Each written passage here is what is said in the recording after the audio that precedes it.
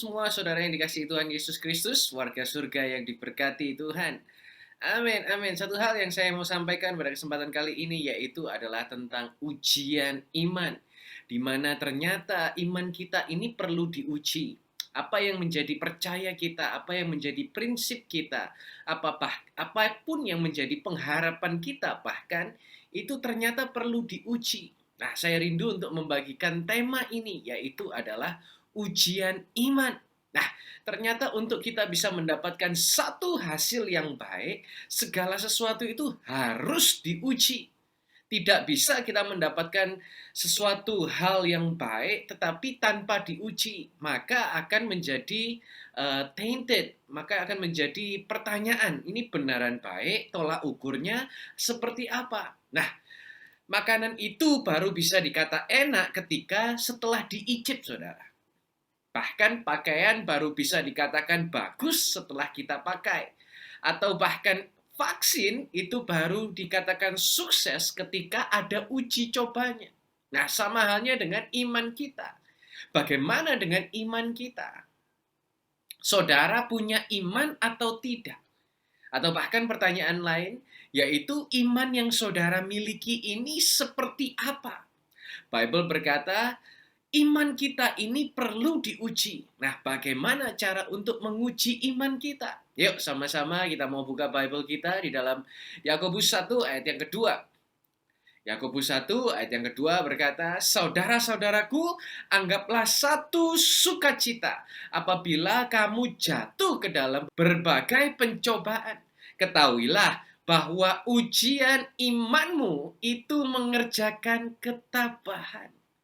Berarti dalam Bible berkata ada ujian di dalam iman kita. Bukan hanya saja makanan yang perlu dicoba, diicip, baju yang perlu dipakai untuk melihat bagus atau tidak, vaksin perlu diuji coba untuk bekerja atau tidak. Tetapi iman kita hari-hari ini perlu diuji coba. Nah, ini adalah kabar baik dan kabar buruk. Saya kasih kabar buruknya terlebih dahulu. Yaitu cara yang paling mutakhir untuk menguji iman itu hanya melalui pencobaan. Nah, ini tidak enak. Kalau tidak ada pencobaan, iman kita tidak akan teruji. Nah, hari-hari ini pencobaan apa yang sedang saudara alami? Ya, adakah masalah yang sedang saudara hadapi? Keadaan buruk kah? Sakit penyakit? Atau mungkin harapan yang sepertinya tidak kunjung datang? Nah, ini adalah ujian untuk iman saudara dan saya. Tapi ada juga kabar baiknya. Bukan hanya saja iman kita diuji melalui pencobaan, tetapi anggaplah suatu sukacita. Ketika saudara mengalami keadaan buruk, tantangan, Bible berkata untuk kita ini menganggapnya sebagai suatu sukacita. Kenapa? Karena ujian iman itu ternyata menghasilkan ketabahan. Katakan ketabahan. Tepuk dada saudara, katakan ketabahan. Ujian iman itu menghasilkan ketabahan. Bahkan Roma 8 ayat 28 berkata, kita tahu bahwa segala sesuatu bekerja bersama-sama untuk kebaikan bagi mereka yang mengasihi Elohim, yaitu bagi mereka yang terpanggil sesuai dengan rencananya. Artinya apa, saudara?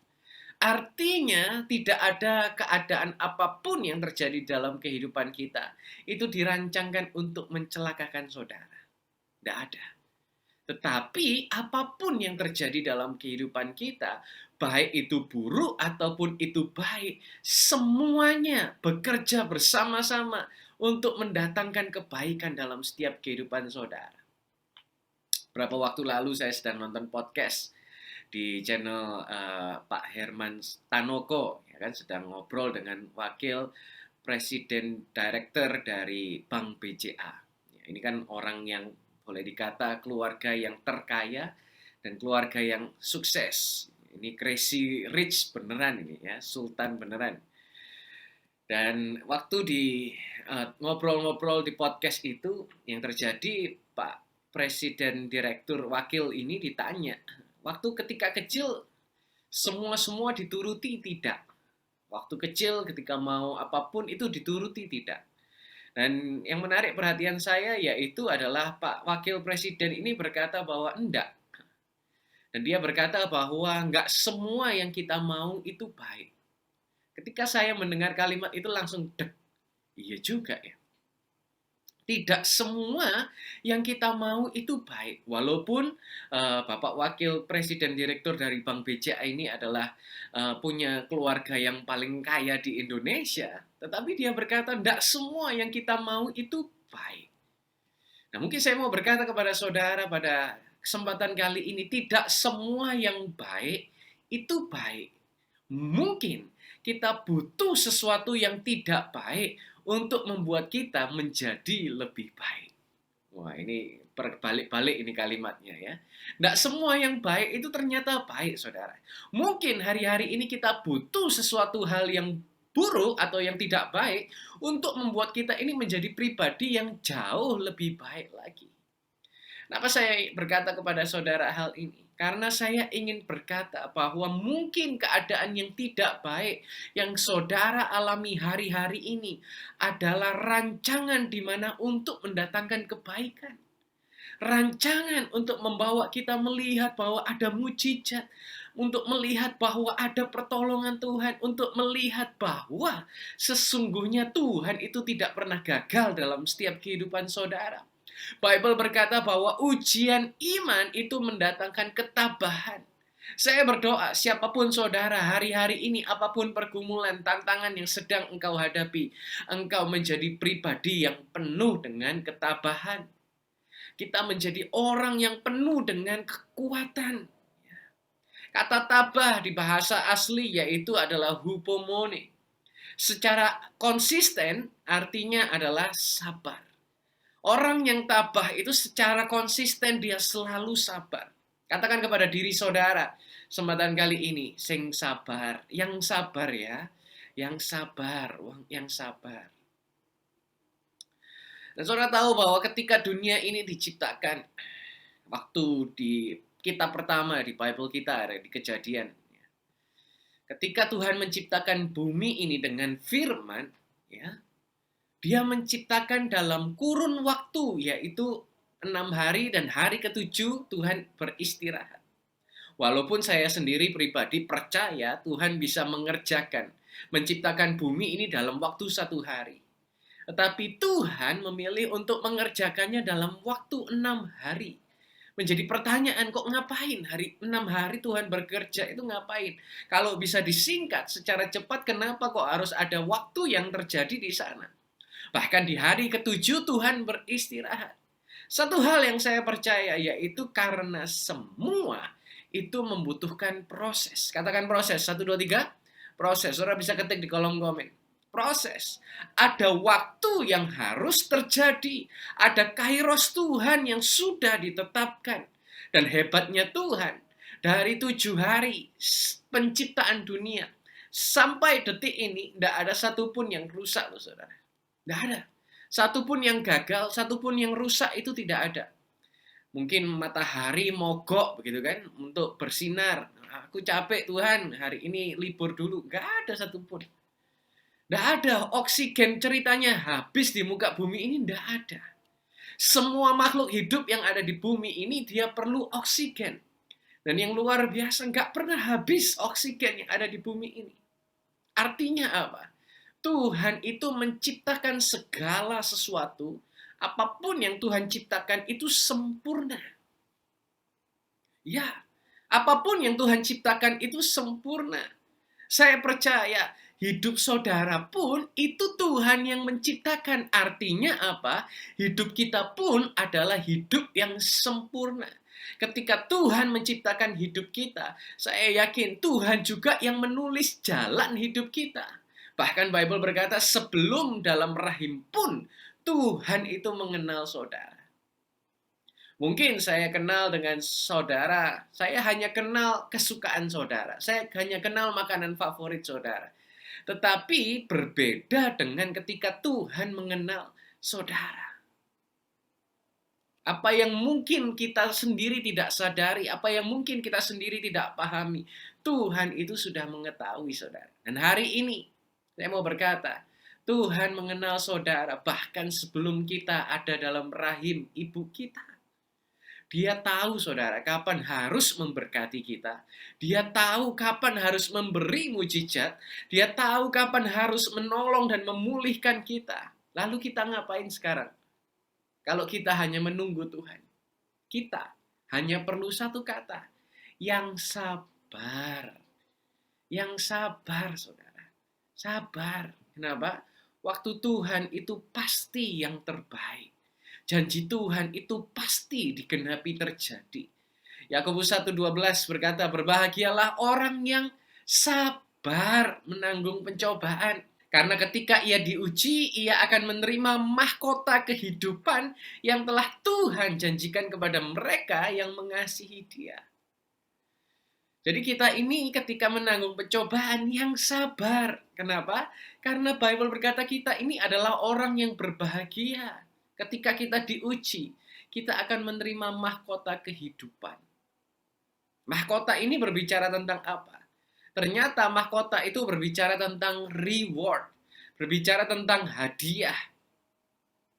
Bible mencatat ada beberapa mahkota yang Tuhan sediakan dalam setiap kehidupan kita. Kalau saya pelajari ada 5 kurang lebih. Ya. 5 jenis mahkota. Yang pertama ada mahkota kebenaran. Saudara dibenarkan. Dapatkan mahkota kebenaran. Apapun yang salah, apapun yang berantakan, Tuhan mau benarkan. Ada mahkota kemuliaan. Tuhan mau memberikan promosi yang datangnya hanya dari Tuhan. Kalau kita mencari kemuliaan kita sendiri, maka suatu saat kemuliaan itu akan hilang, lenyap. Bahkan setelah meninggal dari muka bumi ini, mungkin tidak ada orang yang mengingat kita. Karena waktu yang sudah berlalu. Tapi satu hal yang saya percaya, kalau Tuhan yang memberikan mahkota kemuliaan, ada promosi yang Tuhan mau nyatakan bagi setiap saudara. Ada mahkota kehidupan. Ya, Bible berkata, kita ini memiliki hidup dan memilikinya lebih daripada berkelimpahan. Saya percaya bahwa mahkota kehidupan yang kita miliki bukan kehidupan yang penuh dengan kesengsaraan, penuh dengan persoalan. Tidak. Tetapi Tuhan mau menyatakan kehidupan yang penuh dengan kebaikan Tuhan melimpah dalam kehidupan saudara. Percaya katakan amin. Mahkota sukacita. Nah ini mahkota keempat. Saya yakin bahwa bukan hanya saja mahkota kehidupan, tetapi ada mahkota sukacita. Sukacita dari surga yang selalu mengalir dalam setiap kehidupan saudara. Apa artinya ketika kita mempunyai segala material yang ada di muka bumi, tetapi nggak dapatkan sukacita. Tapi saya berdoa, melalui segala situasi, segala keadaan yang saudara sedang alami, atau mungkin bahkan hadapi, Tuhan menyatakan mahkota penuh dengan sukacita terjadi dalam kehidupan saudara. Dan yang terakhir yaitu mahkota yang kekal, mahkota yang tidak fana. Mahkota di muka bumi ini akan lenyap, akan hilang. Bahkan Bible berkata, ngengat dan karat akan merusak harta. Pencuri datang untuk mencuri. Tapi saya percaya ada mahkota yang kekal Tuhan mau nyatakan bagi setiap saudara. Yakin dan percaya. Ya, setiap saudara mendapatkan reward. Dapatkan hadiah. Mendapatkan mahkota-mahkota yang luar biasa. Tuhan nyatakan dalam setiap kehidupan saudara. Ini loh. Karya yang Tuhan mau nyatakan bagi saudara. Karya yang begitu dahsyat. Kenapa? Karena Yesus harus mengenakan mahkota duri. Sehingga saudara dan saya bisa menerima mahkota yang surga sediakan bagi saudara. Penderitaan yang seharusnya kita terima. Ganjaran yang harusnya kita dapatkan. Dilimpahkan kepada Tuhan Yesus Kristus. Sehingga mahkota duri yang dikenakannya, kita hari ini mendapatkan mahkota-mahkota yang luar biasa. Yakobus 1 ayat 13 berkata, ketika dicobai, janganlah seorang pun berkata, aku dicobai oleh Elohim. Sebab Elohim tidak bisa dicobai oleh yang jahat. Dan dia sendiri tidak mencobai siapapun. Ini yang harus kita pahami saudara.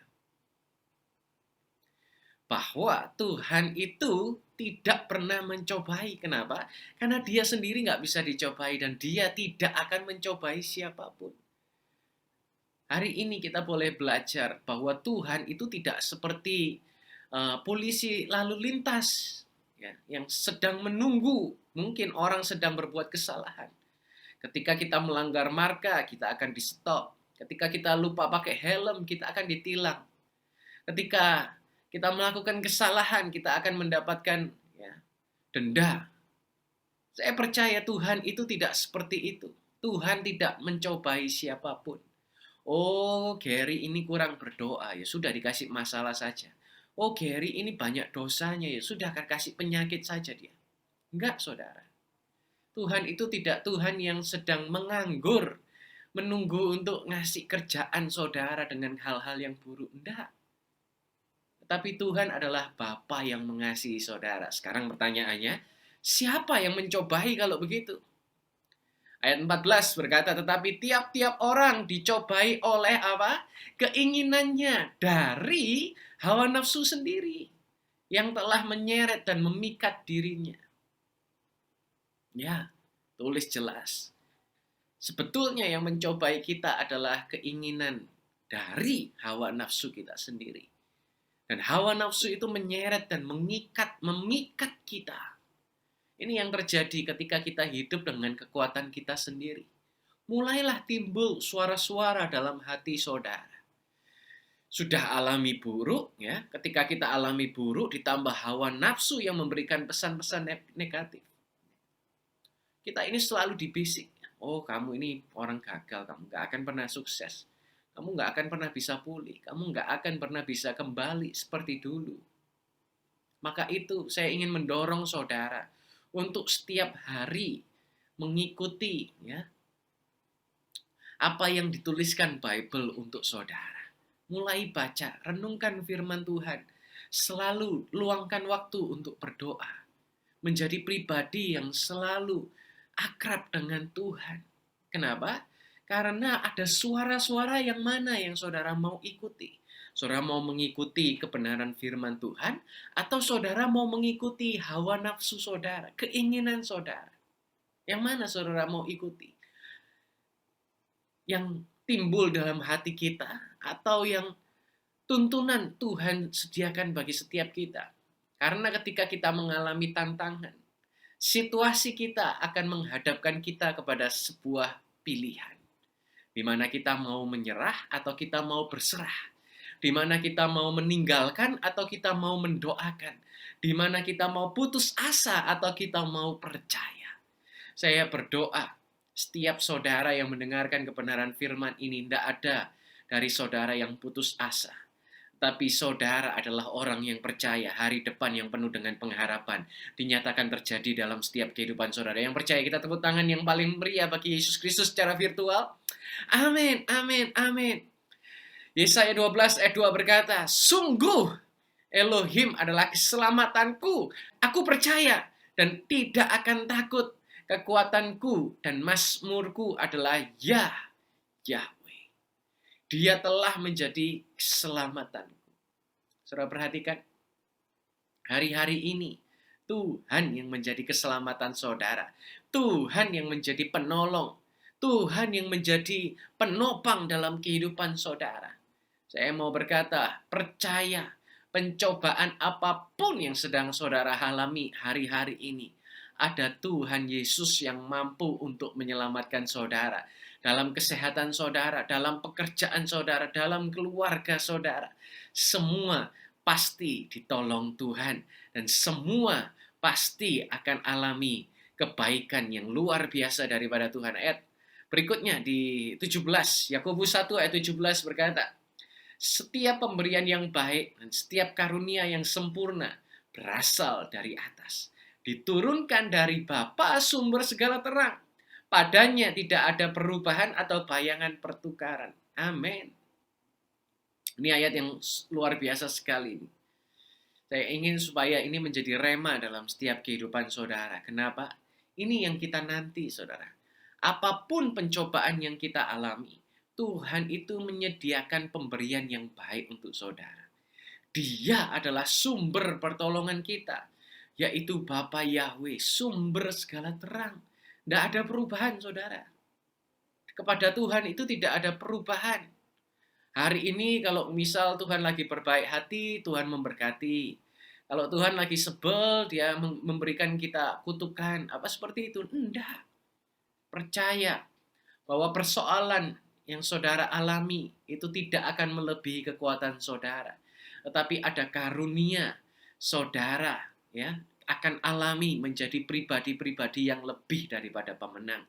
Karunia-karunia yang memampukan saudara untuk mengatasi setiap tantangan keadaan buruk yang sedang kita alami. Yakin dan percaya bahwa mujizat itu masih terjadi. Dan saya berdoa setiap saudara akan terima mujizat Tuhan. Ujian daripada iman, saya selesai dengan ini.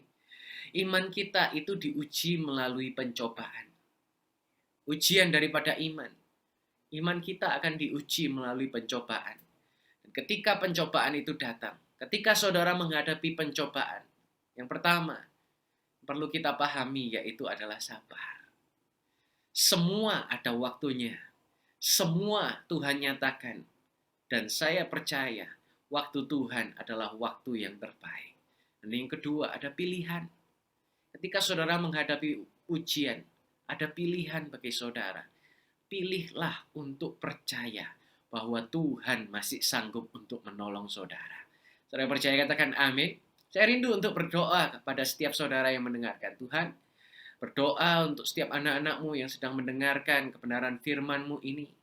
Percaya bahwa apapun keadaan yang sedang mereka alami, tidak melebihi kekuatan mereka. Tetapi hari-hari ini, biarlah mereka boleh dikuatkan oleh kekuatan yang baru dalam anugerah Tuhan Yesus Kristus. Kami percaya bahwa Tuhan yang akan menyatakan kebaikan dalam setiap kehidupan kami. Ajar kami Tuhan untuk memiliki iman yang teguh, iman yang kokoh, iman yang kuat. Kami mau percaya bahwa iman kami itu adalah iman yang mendatangkan ketabahan. Pencobaan apapun yang terjadi hanya akan melatih iman kami. Dan kami percaya bahwa dalam kehidupan kami ada keajaiban yang Tuhan mau nyatakan. Tuhan, Engkau memberkati setiap anak-anak-Mu. Kami percaya anugerah Tuhan sempurna dalam setiap kehidupan kami. Di dalam nama Tuhan Yesus Kristus, yang percaya sama-sama berkata, amin. Tuhan Yesus memberkati saudara.